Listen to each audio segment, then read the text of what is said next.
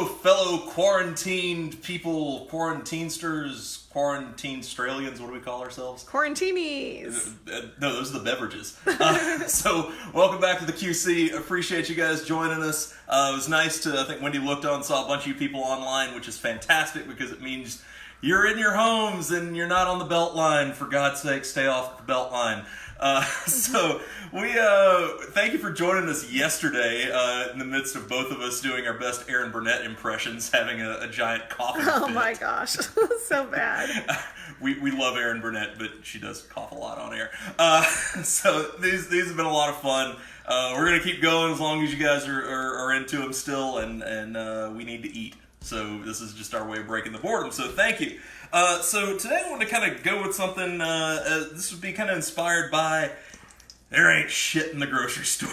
This was on our run Monday. Realized when you go to the protein section, with the exception of, like I mentioned earlier, with the exception of the fillets and the ribeyes, there was no meat to be had. The only thing that that I was really able to find in the protein variety that wasn't just a whole turkey, which could be kind of fun to do at some point or another, were hot dogs. And so trying to kind of base a dish around not just buying some buns, which were also in short supply, they had the, I'm just going to call these Weisswurst, kind of the German-style beef and pork sausages. I'm going to go ahead and add this onion to this while I can. So yeah, and then there was some kind of spicier beef sausage, and figured we'd kind of base a dish around that. The beef sausage was sold in a fairly large package, so I can get a little bit more use out of it in some other dishes. So we'll do a kind of a sausage-based soup later on. I think we were talking about, we have some frozen shrimp, so shrimp and grits may come later on next week. Trying to really minimize the amount we're going to the store to. 'Cause we're also watching Zombieland, so it kind of feels like you're really going for danger. If that's the case. We're doing a double tap of sausage. That's right. The sausage party, if you will, and I will. So trying to kind of, this is really clashing with the weather because it's a gorgeous day outside. Because this is very much an Alsatian, like a heartier, wintry dish. But it's kind of based around the fact of what's cheap and what's gonna stretch for a long time. And so cabbage came to mind. And so between cabbage, between sausages, the idea of something based around the dish Choucroute Garnie, which is just a really fancy way of saying a bunch of cuts of pork and sausages braised in sauerkraut. We didn't have any sauerkraut. They didn't even have the putrid stuff that's in the plastic pouches that take a little doctoring up. So we're going to do something that's going to kind of mimic that, just using stuff that we may have around the pantry and the limited stuff that we could find in the fridge. So what's in the pot so far? What's in the pot? Starting with just about everything. I got onions and garlic. Yay. Cooking a little bit of butter. We got John Olvey in the house. Hey, John. Sharon Park is back for more. Hey, thanks, Sharon. And Tom Flowers. Tom, your memes are giving me life, my friend. Thank you. He's the meme guy? Yeah, he's the meme guy. Oh my God, that's awesome. It's better than some other nicknames. And then Dean's back. Hey, Dean. Nice to virtual see you, suppose. I suppose seeing you. Yes, it is always nice to see you. Cabbage. This is about 1/2 to 3/4 of a head. This is just what we had left from the ribolita the other day. I like cabbage is making its rounds, that's for sure. Yeah, I mean, it's available, it's cheap, it stretches. I feel, not to take it in this direction, but I do feel really bad, because like the staples that we're all kind of using, cabbages, beans, cauliflower, and we're all trapped indoors with each other. Uh-oh. We have separate bathrooms, so it's all fine. That's right, we do. I'm more concerned for everybody else out there. I know we know how to handle ourselves. And Yale is back. Hey, Yale. And Miranda.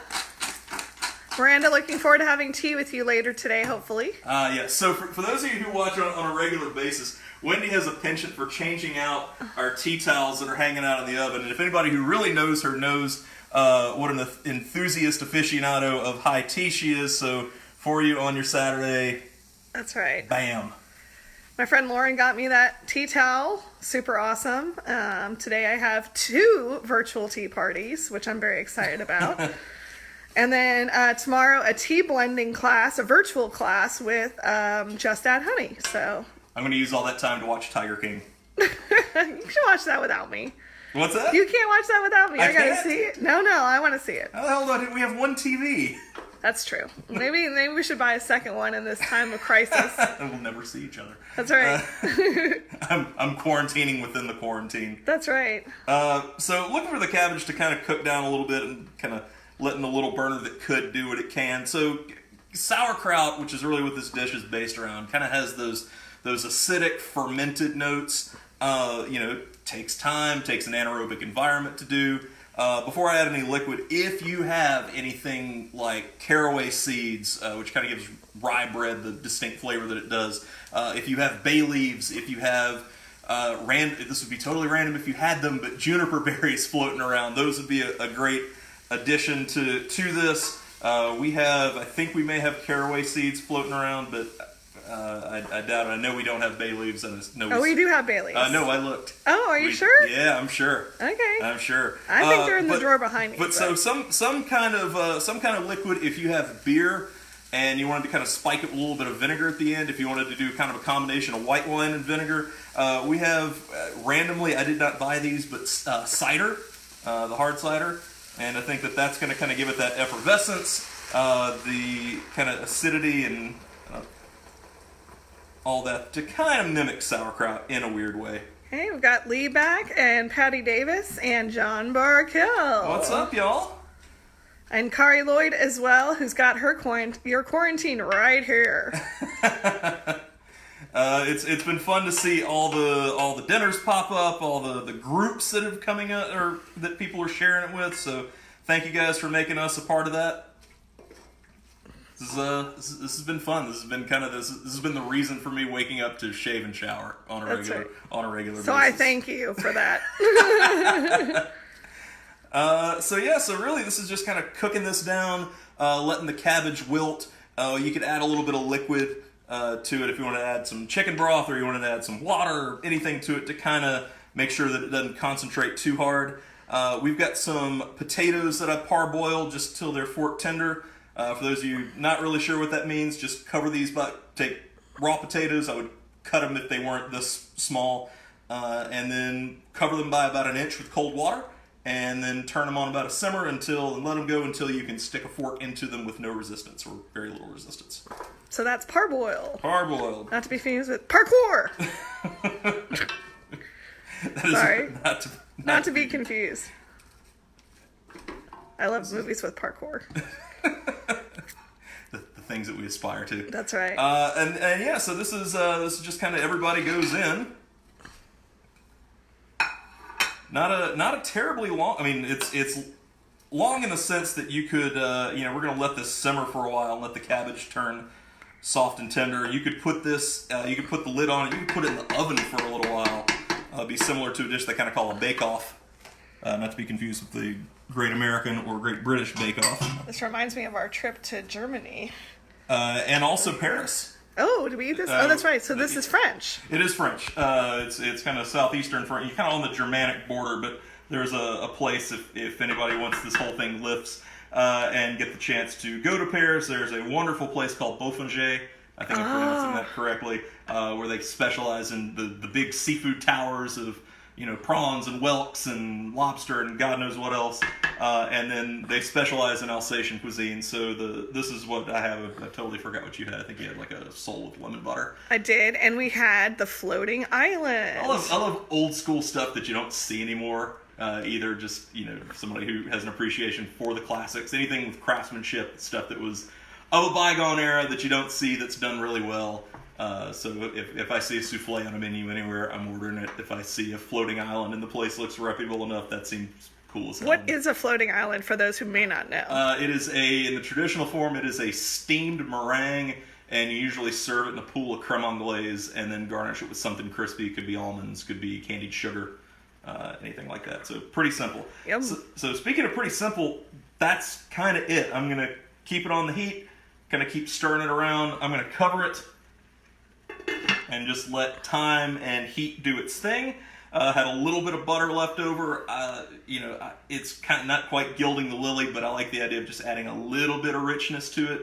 But we're going to do that once it's off and we turn the heat off so the butter doesn't break and it gets nice and creamy.